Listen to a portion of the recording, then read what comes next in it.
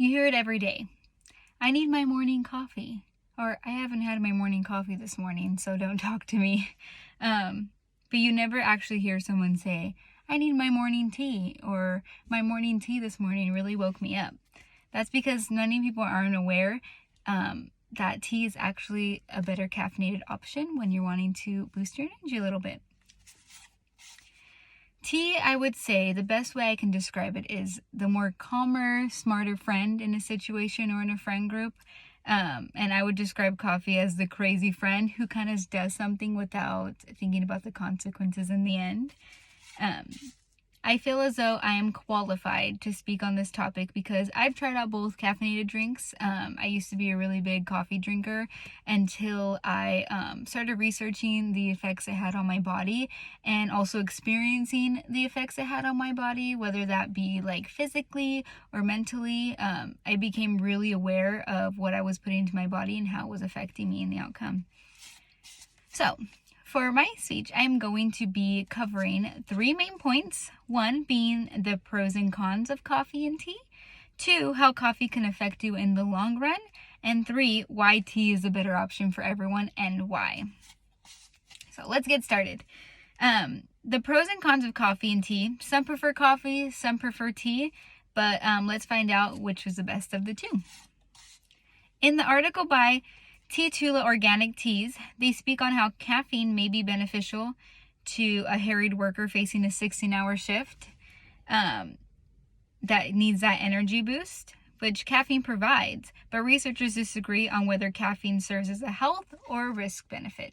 So again, it could be good for someone who's wanting to, who's about to go into a long shift, or someone who just wants to be at home, relax, and clean. T2 also states, but when consumed in excess, caffeine can lead to reduced concentration and even panic attacks.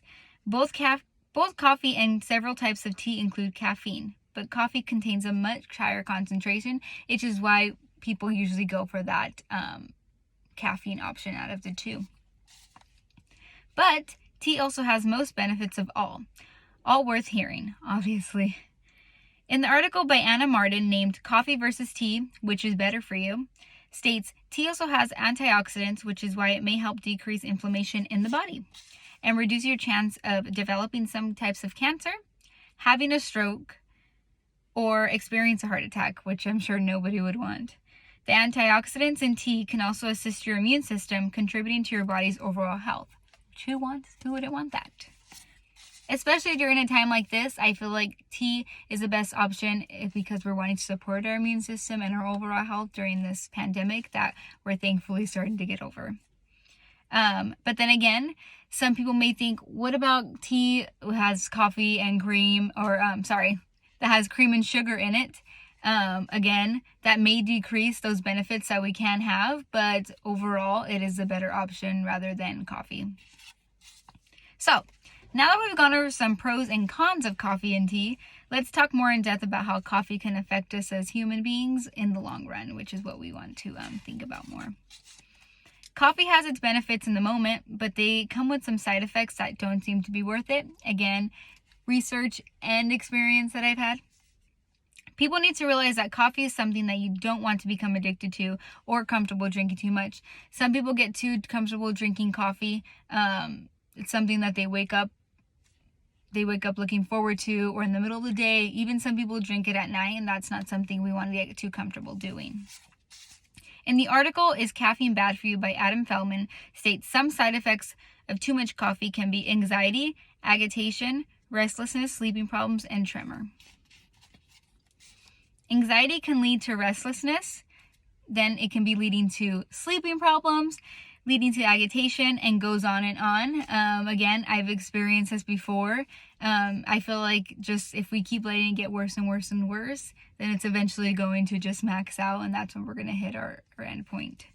When drinking something, you shouldn't have to worry about what the effects it has on your body. I feel like we shouldn't have to be worrying about the negative side effects it is doing to us and how we're eventually going to have to recover from it.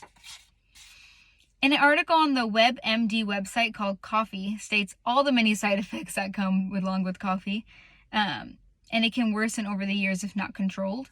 The article states, coffee is possibly unsafe when given rectally as enema, meaning in a liquid form. So it comes with all the negative side effects, especially because it's so easy to be drinking coffee in that. You see people drinking their cups from Starbucks, local coffee shops. They make it themselves at home.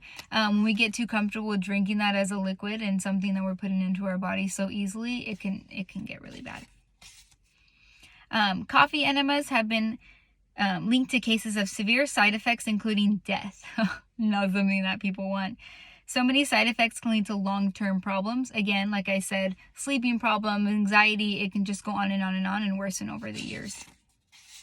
I hope I've convinced you by now that coffee is not the best option for caffeine. The things it can do to us mentally and physically. Lastly, I'm going to show you why tea is the best option for caffeine. Again, something we've all been waiting for as to why we would choose tea over coffee. Sorry.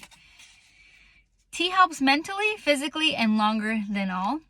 The main reason people drink coffee is for that boost of energy that we all need sometimes. Like I said again, oh, I'm feeling tired today, I didn't get any sleep, let me drink my coffee. But realistically, that's not the best option we could be doing. Did you know that tea will give us that energy longer than caffeine will? I bet you didn't know that. Yes, tea is actually known to give us that boost of energy longer throughout the day. While it might not hit us so strongly, it is going to last us longer. In the article 10 Benefits of Drinking Tea Over Coffee, by Chris Haig, states, while it's commented on tea that has less caffeine than coffee, this is actually not true. Tea has the same amount of caffeine as coffee. Bet you didn't know that. And while both are stimulants, coffee has such bigger depressing effect. Not necessarily meaning it'll make us sad, but it will reduce our energy faster. As you can, I'm pretty sure you heard people say, "Oh my gosh, I'm having a crash in the middle of the day," kind of meaning that the same thing. Instead of having that quick boost of energy in the morning and then it crashing in the middle of the day or a couple hours later, tea will actually keep us that energy fully throughout the day. Another pro is tea can actually reduce stress. Yes, especially us college students, I'm sure we all want to reduce as much stress as we can. The same article from before states tea, or rather specifically green tea, is found to work as an antidepressant, meaning that having a cup next time may boost your mood. Second, tea can actually help you lose a couple of pounds in the healthiest way. Obviously, we don't want to be losing too much weight at one time, which is why tea is actually seen to be a better low-calorie drink that we can be drinking. So over time, instead of having coffee that's added with cream and sugar, we can be having tea, and it could help us lose weight eventually in a healthy way. Okay, so I know that was a lot of information that just went on, but I hope it was enough to convince you to not necessarily completely cut out coffee right away, but overall, I hope you'll be able to try the two and see that tea is eventually going to be the better option for you in the long run, physically and mentally again. So far, we've gone over the pros and cons of coffee and tea, how coffee can affect us in the long run, and why tea is a better option for us all.